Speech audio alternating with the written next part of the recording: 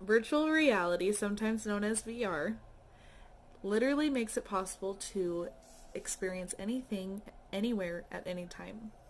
VR is a three-dimensional image or artificial environment that is created using a mixture of hardware and software to present to the user in such a way that is acceptable as a real environment. The first type of VR that I'm going to talk about is non-immersive. It's basically just like a screen that had like three different screens put together. Like if you imagine the mirrors in fitting rooms where they have like the three sides, three panels. It gives you partial view of the world that you're in. It gives you some audio, but it's not very immersive. It's just basically a really big TV screen. The second type of VR that I will talk about is a semi-immersive. This is more of like a full room, so it's either projected or used as screens. It gives scenarios that are slightly more immersive than non-immersive. It's usually used for aviation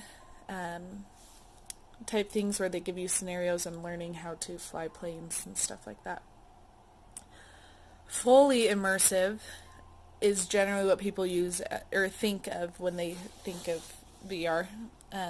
They use the visual headset, so it's like the camera on, or not camera, the TV on your face, headphones, hand controls, and sometimes they'll use tactical inputs such as 360-degree treadmills, suspension pods, and other things like that. Current uses for VR or for aviation, like I said, where they use it to simulate how to fly the plane, different situations you can be in, and it's in a controlled environment, so it's not dangerous for the learners. They use it for medical situations, such as surgeons learning how to perform new surgeries, and so they can be quicker and more efficient, and they don't have to practice on a live subject. They use it for the military, where they can plan out invasion tactics and stuff like that without risking their lives beforehand. Something newer that they've been using VR for is medicine or therapy programs. So for the elderly, they'll use it to help them get out more a little bit and use it as a way to help with chronic pain, anxiety, and depression. It's also used on PTSD patients where they are put in situations where they can deal with their phobia and their traumatic experiences and be able to control it and find ways to handle it in a controlled environment. And they also have behavioral therapy programs with it. One of the main things that VR is used for is for gaming, like video games.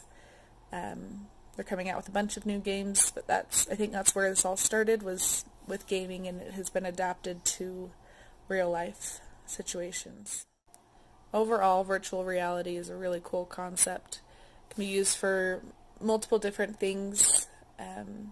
However, right now it is currently pretty expensive, and depending on what it's used for, it's kind of bulky and not necessarily very usable for certain situations. However, with the advancement of technology and everything, I'm sure that will lower, the cost will lower, and so will the bulk of the technology.